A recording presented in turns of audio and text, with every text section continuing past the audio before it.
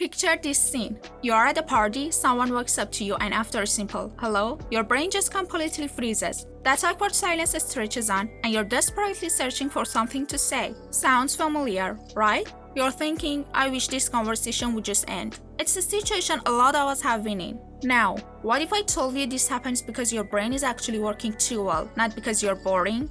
Stick with me, because I'm about to turn everything you believe about conversation completely upside down. This is the truth nobody talks about. 1. Open questions. The key to unlocking conversation. The best conversationalists aren't the smartest people in the room. They are the ones who ask the best questions. The simplest trick to never running out of things to say is to use open-ended questions. And instead of just asking and then jumping to your own story, you ask follow-ups that go deeper into the other person's experience. Here's how it works. Someone says, I just got back from a work conference in Denver. Level 1. How was the conference? Level 2. What was the most amazing thing you learned? Level 3. How are you going to apply that? Level 4. Do you think your company will actually implement those changes? See what happened there. We went from a shallow conversation to the person sharing true insights and feelings. The key is genuine curiosity. Curiosity isn't a trick. It's being truly fascinated by how people live their lives. 2. The F.O.R.D technique, a conversation treasure map.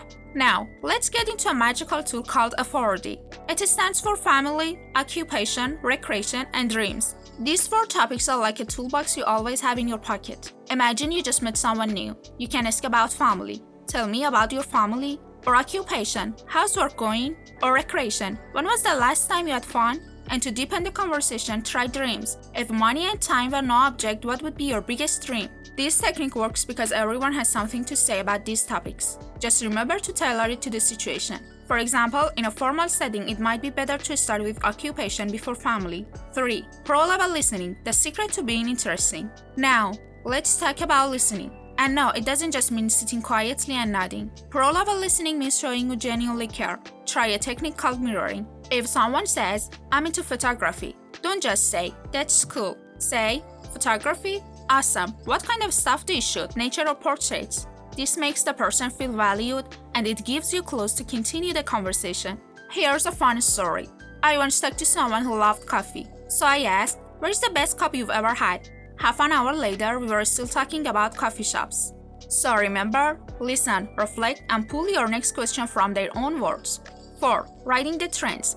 Our first strategy is trends. Use hot topics and current conversations. Now, you don't have to read political news or scroll through all of Twitter. You just need to be a little bit aware of what's cool right now.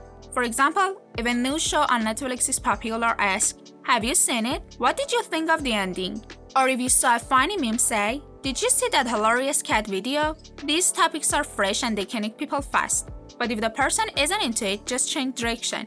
For example, if they say, I don't watch TV, ask, okay, so what do you usually do for fun? This way the conversation never gets stuck.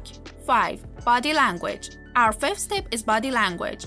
Believe it or not, most of our communication is nonverbal. Smiling, making eye contact, and even how you sit can change everything. For example, if you are buried in your phone, people think you are not interested. But if you sit with energy, use your hands, and show excitement, the conversation naturally flows. Here's a simple trick. When the other person is talking, say, uh-huh, or really, with a smile. 6. Be yourself and be chill. A lot of times, we run out of things to say because we are afraid of being judged. But people are drawn to honesty and comfort. If you don't know what to say, you can be honest. Honestly, I'm not sure what to say, but I'd love to hear your thoughts on this. When you are yourself, you don't feel stressed, and the conversation finds its own way. How to end a conversation gracefully. Finally, let's talk about ending conversations. Here's the perfect formula. Step 1. Appreciation. This was a really interesting conversation. Step 2. Reason. I should probably grab a coffee before the shop closes. Step 3. Connection bridge. I love to hear how that project turns out. Even with all these techniques, sometimes your mind will go blank. It happens to everyone. The difference is having a mental emergency kit. If you want more techniques, subscribe and leave a comment below so I can guide you.